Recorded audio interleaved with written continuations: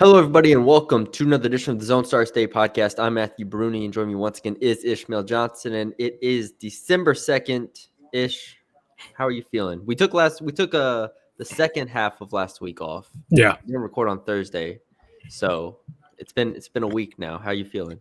it's been a week. I'm feeling pretty okay. We had a massive weekend in football, as you obviously know too, and we kind of have one last gasp of a crazy week with signing day and portal news and coaching news, and in addition to already playoff bowl, whatever, all this stuff. So yeah, it's like one last gasp of everything happening in football as we wrap up the season. It's like we're like, okay, this is the week we'll get to dive into basketball. This is the week, and then it just keeps going football. Like last week, we were like, hey, we should probably just kick it off till next week. Yeah, I will say it's not for the lack of like good college basketball games on, and it's not for the lack of me sitting on the couch during Thanksgiving and the day before Thanksgiving watching college basketball, because that is all I did. Mm-hmm. I will say I watched more Maui, and I always watch the Maui, but I watched the Maui tournament. Like I watched like probably almost all but like 3 of its games, maybe all but 2 of its games. Like I just had that thing on throughout the whole night, sitting at home on my parents' couch, just watching it. And then there were a lot of really good events that we'll talk about. But I think with this podcast in particular, considering we've been gone a week, this was the week, Feast Week in particular, this was the week where the big boys who hadn't played anybody, or the big boys that want one more tune-up before they go 3 weeks without playing anybody, this is the week they played people. And this is the week that we have to talk about the big teams, because honestly, for a lot of them, they don't play anybody else until conference starts for 3-4 weeks. So this was their punch, and we got to talk about it. So we'll get to the small schools on a podcast to come, but we got the big boys here, and we're gonna start on the girls' side in particular. Let's do it. And TCU women are now number 5 in the net, which the net just came out today. Number 5 in the net. I believe they're number 5 in the AP poll, unless I misread it. I don't have it up on my browser. And they beat Notre Dame on Flow Hoops. They beat them all right. And they came back. Notre Dame was up 16 in the third quarter, and TCU comes back. TCU's up to 9 in the AP poll. Oh, they're up to 9. Okay, yeah. They come back to win 76-68 over Notre Dame, outscoring the Irish 31-12 in the fourth quarter. I'll throw it to you first. Yeah. Where do you start? Oh man.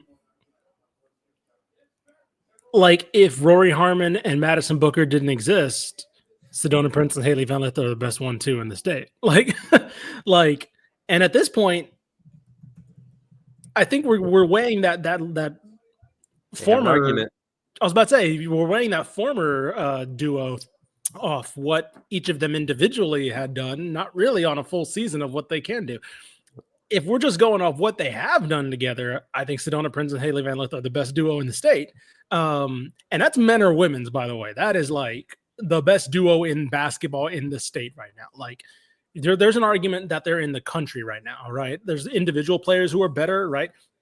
You can talk about obviously Juju and Kiki, but like as far as like there's a discussion right now, right? There is an actual debate, because I mean, again, it's weird saying underestimated because we had high hopes for this team, but I underestimated how well Haley Van Lith was just going to slot into this team. Like and again, I think part of it has helped that, Maddie Scher has not been healthy. So like, I think there hasn't been a need to like, oh, am I off the ball? Am I on the ball? Am I doing X, Y, and Z? They're just like, you have the ball, like figure it out. Right. And Madison Connor's done a great job of playing off ball, but like they are just letting her run the show. And with her and Sedona Prince, I would love to see a metric of tandem tandem assists, right? I would not be shocked if Sedona Prince gets all of her assists from Haley Van Lith, it seems. Maybe a couple from Madison Connor, but it seems like, or like, I would love to look at the synergy stats of like pick and roll duos. Because like it's those two every single time, right? Yep. And I don't know. It's been fantastic. And the thing last year that we saw, obviously without a player like Haley Van Lith, but even just with Sedona Prince and what building a team around Sedona Prince can do, there was still like a ceiling to this team in terms of like, okay, like Baylor's still too much for them. Texas still too much for them. Obviously they got hurt, so we couldn't really see how it would play out. But already into this season, they're like you mentioned, they're number 9 right now in the AP. They're number 5 right now in the net. They're beating these top teams, like they're beating Notre Dame, right? Like they have a great shot against South Carolina, right? Like I really think that game is going to be incredible on December 8th. They hammered a good South Florida team, right? Hammered. Yeah. And like beat NC State as well. Yeah, NC State was like the first one where everybody's like, oh, hello. And yeah, like I don't know, man. This is something that like we saw the makings of like, oh, Mark Campbell's a really good coach last year, right? And I also love that you can look at what he said to us in interviews, but also like over the course of the season. And that's just what they're doing, right? They're just like everything he's saying. There's no coach speak. He's like, yeah, we're going to play with a lot of tempo. We're going to build around Sedona Prince. We're going to let Haley shoot the ball and do what she did at Louisville. We're going to do X, Y, and Z. And it's like all of that is just what's happening. There's no like, oh, we can't give anything away, or, there's no general coach speak. It's like, yeah, we're going to run a lot of pick and rolls and all this stuff. And it's like everything's just seeing in front of you. And you're like, this guy's awesome. And this team is incredible. This team is awesome. Yeah, I think they have very defined roles. Maddie Scher coming back whenever she does is going to be an interesting wrinkle because right now Haley just has an ultimate green light, and that's great because she's been playing great with it. Yeah. A lot of ball screens. She's up to, Haley has 57 assists to 15 turnovers right now. That's 4-1. 4-1 assist to turnover. And Madison Connor's been great off the ball. She's 32 of 71 from 3 on the year, 45%. And then Sedona Prince, I know she's older, but I saw a mock draft that had her 7th, and I started thinking about like she's playing like one of the best players in the country. Yeah. And I feel like I would draft her higher than 7th right now. Yeah, like especially with the WNBA where, contracts are so much smaller, lengthwise, not even just financially, but lengthwise, right? Like you're not signing these massive 5-year deals in the WNBA. And so like you don't feel there's not like a 19-year-old who you're going to take and then hopefully build into, some like Sedona Prince can come in and average a double-double. Yes. Like Angel Reese did that, right? And so like if you can get somebody right now in a WNBA that still needs some size, right? There's still like obviously that's why Angel Reese was able to come in and dominate the post and be an elite rebounder already. It's because there's still some need for length and size in the WNBA. So we watched Cardoso. I've watched a lot of Camila Cardoso, and again, whatever. Prince is probably 2 years older, a year older, whatever. Right. The difference to me is not significant. I think Prince, it could very well go toe to toe with Cardoso in the WNBA. And like, that's the level we're talking about right now. She's averaging 20 points, 11 and a half boards, and four blocks a game right now. Honestly, it's maybe sacrilege. It's Brittany Griner numbers. Oh, Lord. These are Brittany Griner numbers. Like, I'm not joking. Like, I'm trying to pull up her Baylor stats right now, but it's like that. I know Brittany had like 5 or 6 blocks a game, but it's like, it's getting to that point where it's like, oh man, like those numbers again, the impact on the floor is different, but like just looking at the number, let me see her career, Brittany Griner, her best year, let's see, her junior year, 23, 9 and a half, and 5. Yeah. At Baylor. That was her best year. Like, we're in that territory on 60% shooting. Yeah. Like, we're there. We're there with Sedona Prince right now. It's stupid. She's been like you said, she is the axis of this offense. Yeah. And the offense has been elite to the point where against Notre Dame, I will say they got off to a little bit of a slow start offensively. I think they only had 30 points at halftime or 29. But the fourth quarter alone, like when they click, there's nothing defenses can really do about it because you have enough shooting. Like I think Agnes Eminopu hit some shots. She hit the go ahead 3, and then Yeah, they didn't surrender the lead after that. Yeah, so she had 8. Bigby, who we talked about last time, had 9. They didn't even get anything from Hunter. Like this team is very top heavy right now, and this is without Cher. When you add Cher back, sure, it distributes a little bit more. But like Prince 20, Connor 18, Van Lith 21.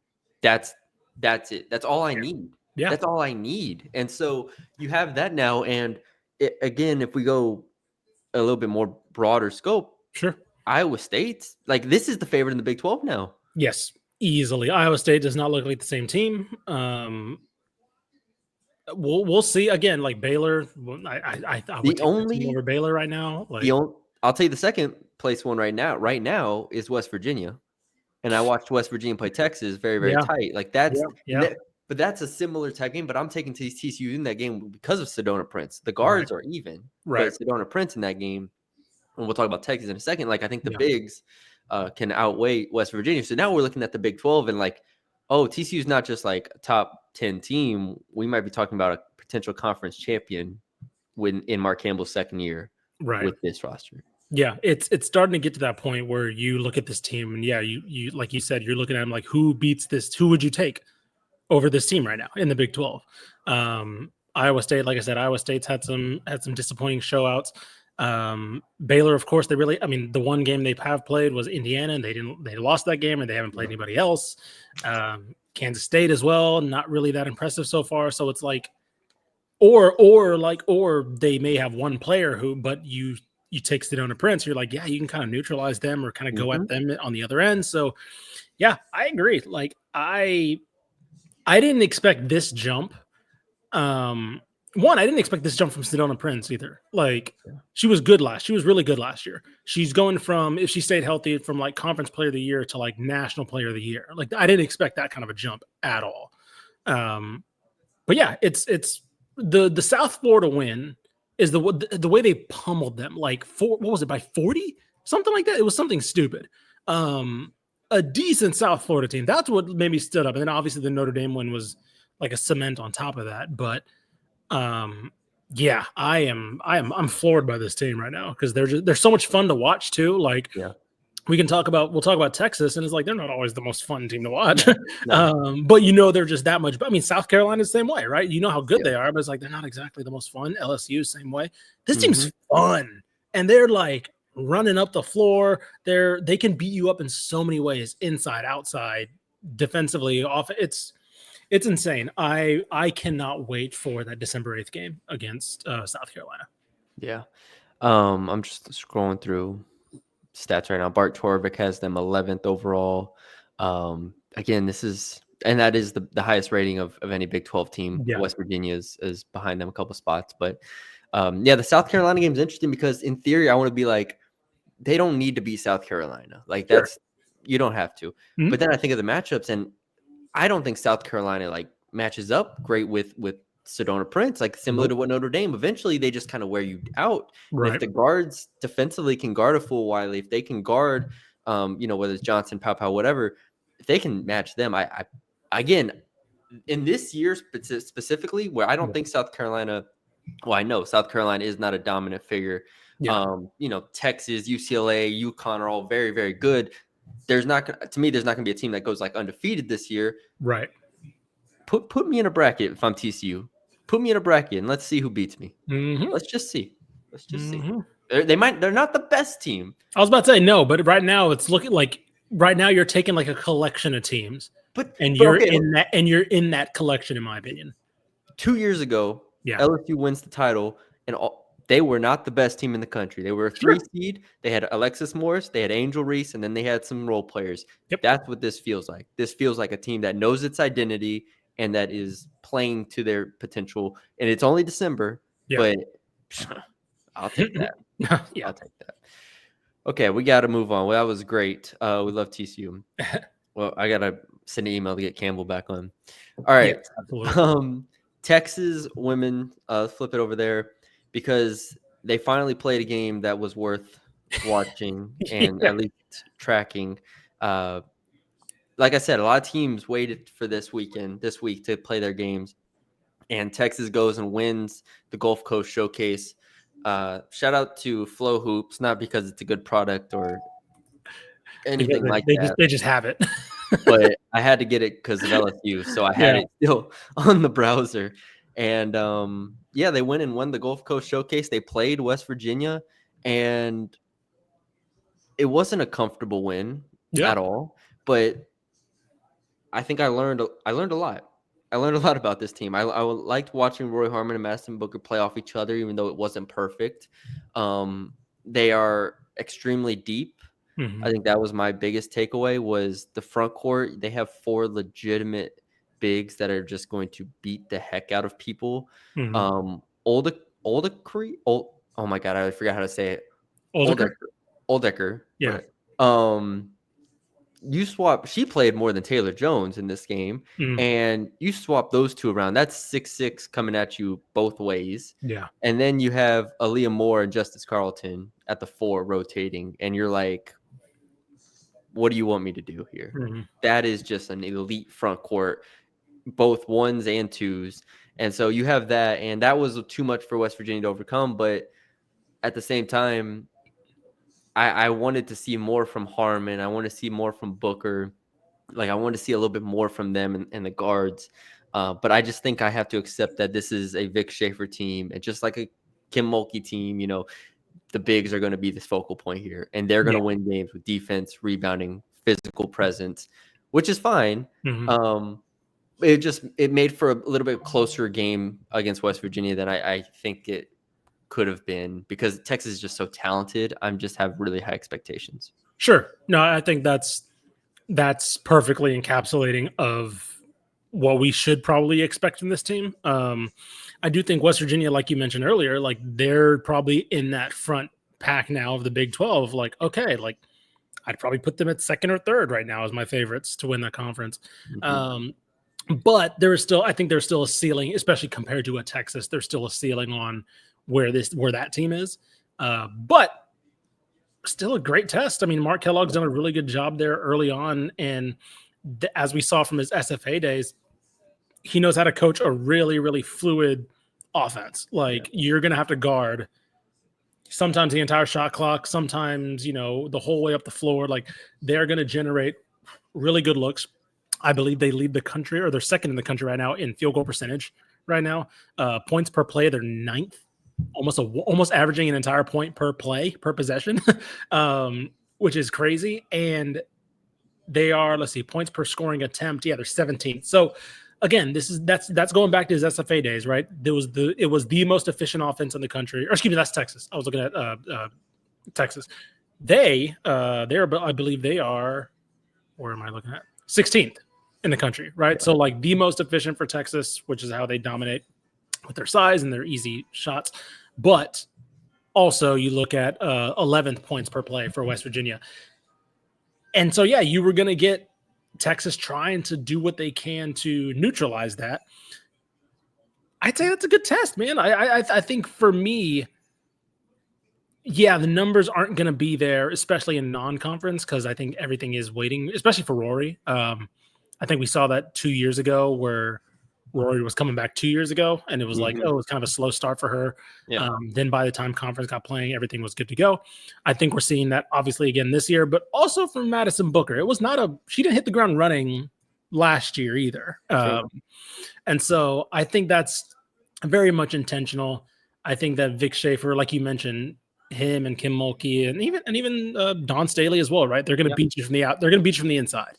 And I think what we're seeing now, which I'm very interested in, is that front court rotation a little bit changing a little bit, right? Aaliyah Moore is not the dominant, it's not Aaliyah Moore and Taylor Jones, right? It's Justice Carlton, it's Kyla Oldecker. It's like, okay, like we're starting to see like the 4-person rotation. Sometimes they play 3 bigs, right? So I'm curious to see when we will get to that point when they maybe have to do a little bit something else. I don't know if that happens against a South Carolina, against an LSU, right, where they get matched up equally in the front court, and it's like, okay, we have to do something else, or we have to find the edge with Rory Harmon and Madison Booker. I just don't think we'll get it until that point, because I don't even think we'll get it against Notre Dame. Like, I don't think so either. The inside's not going to be where Notre Dame wins that game, so they're not going to try. Yeah. To your point, just watching it, I thought Aaliyah Moore was awesome. I mean, clearly, if you just look at the box scores, 20 points, 8 of 11 shooting, 5 boards. Yeah. She was just, maybe I'm misremembering, but I feel like she looks more fluid this year than she did in years past. I feel like she just has more confidence off the dribble. Like, she was catching the ball like on the wing a little bit, or at the high post, and just like making one dribble cuts and all this stuff. Like, really, really efficient stuff. And she only played 26 minutes. Because she got in foul trouble, which a lot of players in this game did, especially from the West Virginia perspective. But yeah, Texas ends the game with 18 offensive boards, 26 second chance points to West Virginia 6. They just dominated them on the inside. And so I am curious, because like I said, they don't shoot threes. They went 2 of 9 from 3 in this game. We wait for the day or the game where they have to take maybe a couple more, because I think we do see it in games. Like, we've seen it with LSU. I think we've seen it at times with Texas in years past, where they do have to find some threes. And it's like, all right, is Madison Booker going to be there? Because I think she is. Madison Booker's been really sharp to this point this year. But I would like to see just maybe a little bit more variety here. And I know that's asking, it's unnecessary. Sure. We don't need it, but I just love these guards so much. I would like every now and then to see Harmon and Booker be a little bit more efficient and maybe just hit some more perimeter jump shots. But that's neither here nor there. To your point, like, the games where LSU and South Carolina had to was like the one game they lost, right? It was like Caitlin Clark and I was in the paint. All right. I was about to say, like, they had to shoot a 3 against Caitlin Clark. It's like, yeah, a bunch of teams did.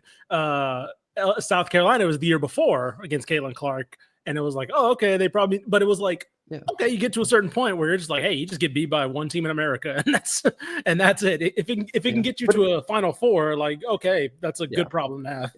And it's definitely projecting way too far down the line. But I get what you mean. I get what you mean. It's like Paige Beckers comes down and drops 30 on you. Can you you got to match point for point at a certain point, and it is every team runs into that. Yeah, every team runs into it. But we'll see the Notre Dame game. That'll be another test. Defensively, they're, I think, elite, obviously. And they're going to rebound and they're going to be physical. So first test for Texas. They checked all the boxes. The only thing, like I said, I really learned, I think, about them was the front court depth is even better than I thought it was. Oldecker's massive, 6'6". I mean, she's just a force down there. So that was good to see as well. All right. The women's side has given us some positivity. The men's side has fallen by the wayside a little bit. I'm not sure we have anybody in the top like 15. I haven't seen the AP poll this week. Let me look up the men's AP poll. How far did Houston drop? Let's see. Ken Palm, they're still pretty high, but Ken Palm, they dropped to 17th. Wow, they dropped to 17th. Man, that's been. When's the last time Houston was 17? Yeah, they dropped to 17th. They're 4-3 now. They lost to San Diego State. Like you said, Ken Palm and like all the advanced numbers still have them really high, which I get. Yep. I'll save my positive takes for later. I am worried about this team. I am. Like, I'll give a glass half full approach in a bit, but man, like LJ Cryer is like all they got on offense sometimes. Yeah. Hello, buddy. There's my boy Mezzi. He heard the Cougars and he was like, "Oh, what's up?" As he comes across the screen. All right. It's like so that, and then their bigs aren't being as efficient as I feel like they need to be. Tugler's 48% from 2, Roberts 51% from 2, Francis 50% from 2. So as a team, which this was the most striking stat to me, as a team, they are 305th in the country in 2-point percentage. Yeah, that just doesn't feel right. That just doesn't feel like a team that's really punishing you. And I know year after year, they're never like 2 years ago, they were 60th in 2-point percentage, so they were good. Right, and then last year they dipped off a bit, but it's like they're not making things easy on offense. Is the point. Like they're really, really struggling. It really does. I think last year, I will say this. I think Cryer had just a hot shooting year at times last year. Because I think he's always been that type of player. I think Baylor fans would probably tell you the same way, where it's like the ceiling's up there, but like if he's off, and he's gonna probably still keep shooting. It's just that last year, I think he had a hot shooting year. 2, obviously playing next to Jamal Shed helps. Yes. But I do think that there is something to be said about your offense being built around a guy who's kind of like that, right? For better or worse. He's going to get we can go back to the Baylor game last year. He's going to give you a game where he just can't miss. And it's just like, oh my, like you cannot do anything to stop this guy. And I think he's going to give you some games like San Diego State where, okay, probably didn't want to shoot 13 threes, right? Like, he didn't play poorly by any means, but it was like, he's a specific type of scorer as well, to where like if his jump shot's not falling, he's not the guy that's gonna like put his head down and go get contact or go get to the basket or something. He's very much like, my jump shot needs to be going, or I kind of really lose my scoring. And I think another problem is Emmanuel Sharp's kind of the same way. To where Sharp it's like, interesting because he contributes to that 2-point percentage thing I talked about. He's 8 of 28 from 2 on the year. Yeah. But then he's 20 of 38 from 3 on the year. But he's not initiating his own shot, right? He is a product of the offense. And he's going to take a lot of deep or contested threes and they go in, which is great. But the offense has to get something for him to get a shot. Yeah. And like, I think another thing, and we can, I don't want to harp too much on this because it just is what it is at this point. Like, obviously, you lose Jamal Shed, a defense changes, but like there is something to be said about this defense just not being as potent. Maybe last year, Houston's always had hiccups on offense, right? We've talked about that, but the other team was just completely neutralized to where we didn't worry about it that much, right? Mm-hmm. Now it's not as potent. They're still, I think, third or something. It's still something like in terms of like field goal percentage or effective defense. Yeah, they're third. But like they were one going away the past couple of years. And when you don't have that, then you start to maybe overanalyze a little bit of the other stuff. Like on the go-ahead bucket, or the bucket that put San Diego State up by like 5, it was like a simple screen on LJ Cryer, and like it was a miscommunication with like him and Juwan Roberts, who like Roberts didn't get over to like hedge, and Cryer was behind the screen, so like it was just like an easy layup, and it was like oh, okay, that was something that like that's something that probably doesn't happen last year, or maybe it was just like a miscommunication of some kind that doesn't happen in the past. Little things like that just like bleed over to make you look at the offense and be like, oh, the offense maybe is taking a little bit of a step back too. Yeah. It was 3 games. So to recap, it was Alabama. They lost 85-80 in overtime. Yep. Notre Dame, they beat 65-54. And then San Diego State, they lost 73-70 in overtime. So I'll flip it a little bit. Yeah. Their 3 losses are 2 overtime games and Auburn. Sure. Like that, those are their 3 losses. Maybe the best team in the country. And I believe didn't Alabama lost to Oregon, who's also looking like one of the best teams in the country right now. Oregon looks awesome right now. Oregon is I didn't know Oregon was going to be this good this year. Yeah, or that A&M loss is all of a sudden looking pretty. Yeah, I missed the memo on Oregon this year, but yes, Oregon does look very, very good. But again, it's those are the losses, and San Diego State banked in a 3 late in regulation to like cut it to 2. It's like I see why the analytics are still high on Houston. Same. Like I see it, and I think this is a team with a high floor. The problem is in the Big 12, I think you have to reach a ceiling that puts teams away. Like you have to reach a ceiling that beats San Diego State. When you're up, they were up 11 with, what was it? Oh, I forgot the time, but like 10 minutes left. Yeah. It's like you need to be able to put them away. And like it also goes to show like last year, the past couple, I don't even want to make this a shed thing. Just Houston teams of the past do put that away, right? Yeah. You have an 11-point lead if you're Houston, you're not coming back. Like you better hope, because they're going to turn the ball over. They're going to keep their foot on the gas defensively, and that deficit's going to be impossible. Yeah.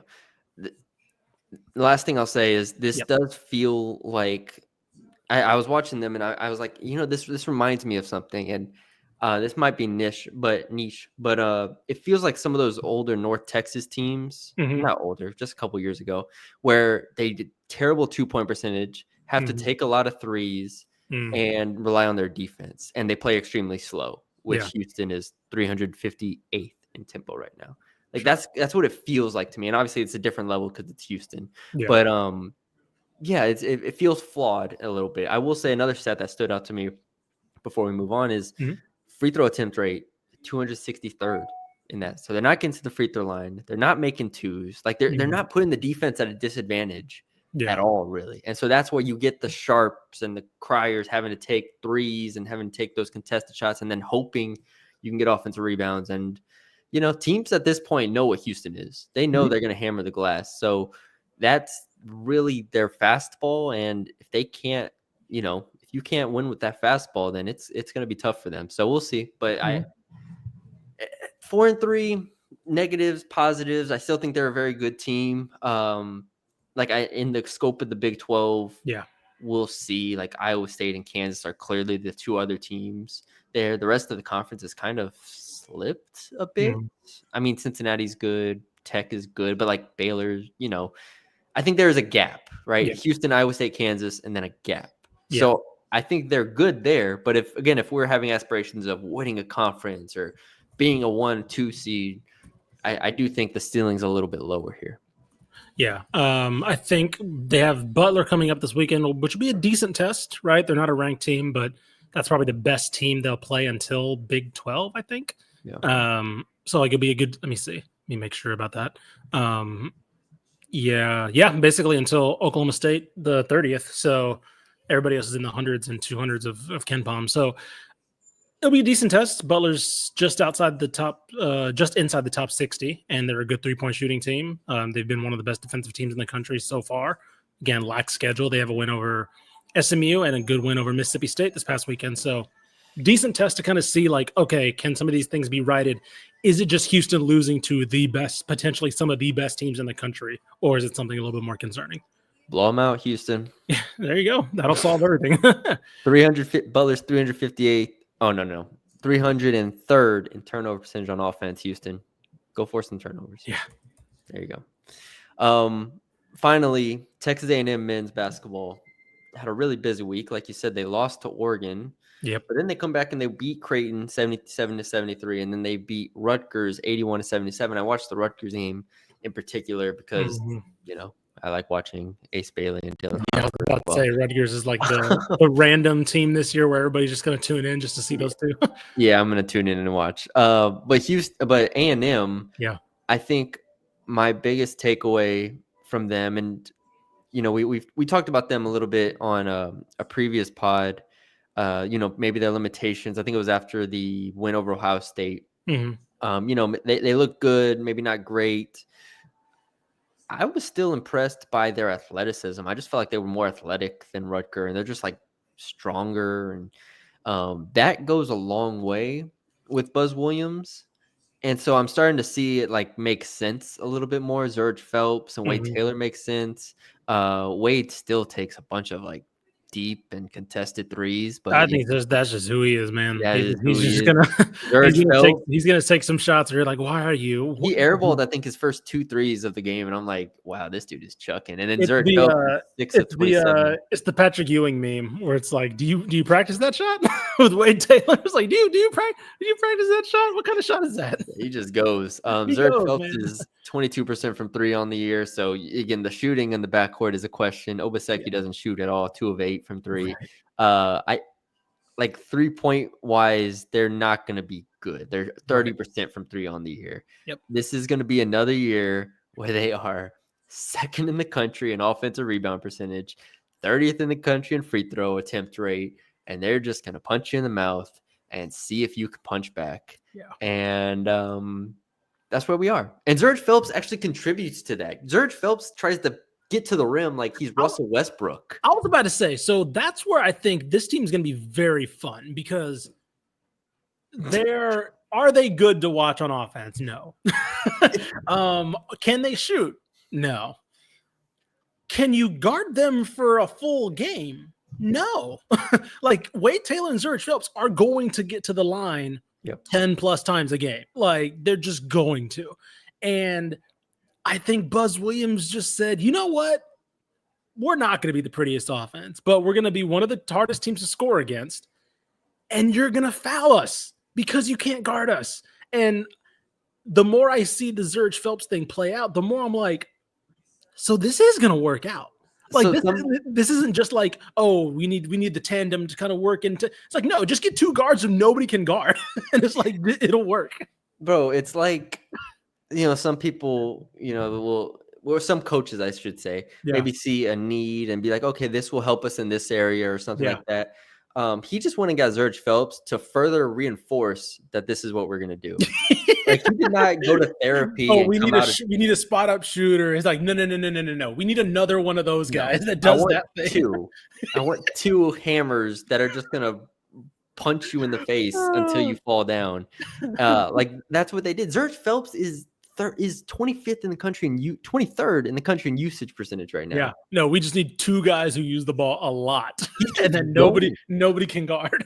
He's just like these guys are just going. There's no regard for anything else. So I watched Zurich Phelps, and I'm like, oh, okay, yeah. He's top 200 in the country in fouls drawn. Like, same thing with Obaseki, same thing with Taylor. Like these guys are just going, and Fro Payne as well, another guy. Like I thought having Jace Carter and having CJ Wilcher, maybe you get some more 3-pointers. Maybe add a little bit of variety there, but I mean, Jace Carter's 2 of 16 from 3 on the year, and CJ Wilcher, while he is efficient, 10 of 28, like again, 28 threes in 8 games, is not a huge volume. So, yeah, they've reinforced who they are under Buzz Williams, and so give you credit. That's who they are, and they're going to continue to do it. And their next 3 games are Wake Forest, Texas Tech, Purdue. I'll give him credit, man. That's 6 straight games now against top 100 teams. I was about to say A&M has. We had questions about their schedule 2 years ago. I think it was when they had that awful non-conference schedule. We were like, who's the best team they played? Like Boise, maybe. And the past couple of years, especially this year, they've been answering every question. Like we will have no questions about what A&M is heading into conference play. Like this is a very solidly right now, I think top 25 team who's just absolutely taking it on the chin, and they're okay with that. I think Purdue, that Tech game is going to be awesome. I think that Purdue game is going to be very fascinating. When they play Texas for the first time, I'm very fascinated with that, right? I think this is a team that can push Texas around potentially. This is where I think both teams' weaknesses, this is an interesting matchup between both those teams. So I think A&M can beat up Texas a little bit. I think Texas's length maybe can frustrate A&M a little bit. So I'm very happy that A&M is scheduling very difficult. That Oregon loss is looking very, very good because Oregon's 8-0 right now. That UCF loss, it does not look bad. UCF 6-2 right now. Their only losses are Wisconsin and LSU in overtime. Like 3 overtimes. 3 overtimes. Oh yeah, there you go. We'll see. I still think this is a team that could contend in the SEC, which at times in the offseason I was like, oh, we'll see. I don't know. If they could do this, and if they could just like, I don't know. If they can do this and maybe have 1 or 2 games where, the shooting clicks. Mm-hmm. Okay. That's all we need. Yeah. Wade Taylor games. Yeah. Just literally a couple games. He has a couple a year. Just 5 or 10 from 3. Yeah. Just that's it. Game's over at that point. Yep. I will say for A&M, and this is like we don't need to get into it, but like the SEC is just brutal right now. It looks really good. Especially, I didn't expect Auburn to be this dominant. Auburn looks terrifying. That sets like the SEC on fire because I'm like, okay, cool. There's a big dog now in the conference. Like I said, I watched all the Maui games. Yeah. Watched every Auburn game. I was like, oh, and obviously we watched them beat Houston. It's like, oh, this team is just better than everybody. So, Auburn is going to be very good. But like again.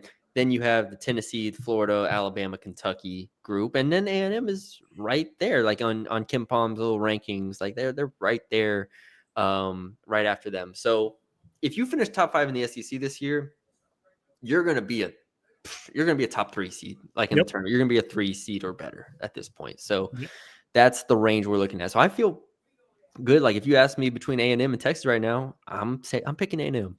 Right now, yeah. Right now I'm going A&M just because I think the schedule helps a lot, right? Texas is on the other end of the spectrum, by the way, schedule-wise. They are 354th in schedule, in very strength fun. schedule. Yeah, I mean, we won't have to talk. They play UConn on Sunday, which we'll see because UConn's definitely been very funny to watch. It used to be good. Particularly Dan good. Hurley's been very funny to watch. So that's what I'm very excited about. So we'll see then. But outside of that, they don't play anybody until conference. Yeah, they play nobody. And we will have a whole podcast dedicated to that Texas versus Texas A&M game on January 4th. Absolutely. I promise you, I will cancel everything. We will do it right after that game. There's a billion games we could talk about. That was the last one of the main things. There's a billion games we could talk about, but we'll save all of them for another podcast this week. It felt like North Texas men's, for instance. I watched their games. They beat. They had a really good stretch of games against. Hold on, why am I blanking right now? Here it is. They lost to Utah State in the championship of the tournament that they were in, which Utah State's very, very good, top 45. They beat Northern Iowa by 20. They beat Oregon State, which I don't think we talked about either. They beat them by 3. So North Texas is another team, strength of schedule, top 50 in the country in non-conference, and they play High Point on Friday. So I was hesitant about this team coming into the year, obviously, just because we didn't know them. But right now they are a clear number 2 in the AAC, and Michigan's a clear number 1. Or I'm sorry, Memphis is a clear number 1. Yeah, but oh god, yeah, Memphis is good. We can talk. Yeah, I was about to say, me and you have sent random texts about like, Memphis is awesome this year. I hate it. You figured it out. They've looked so good. Tyrese Hunt is amazing. PJ Haggerty's amazing. They got guys. But anyways, North Texas clear number 2 there, and we'll dive into the Southland and all the conferences more in the coming weeks now, because like I said, a lot of these big teams played really their last of, not all of them, but like the last of their big ones. Like they really tried to. So cool. All right. Thank you all for joining us. We'll be back next week. Leave us a like, comment, share, subscribe if you haven't already. We're getting through the football season. We're getting through signing days on Wednesdays, so we'll be working away on that. But stay tuned for all the content. Like I said, Mondays and Thursdays, I will be doing our podcast. So subscribe to the Dave Campbell's Texas Football YouTube page if you haven't already. Leave us a 5-star rating and review on the audio side, and we will talk to y'all later.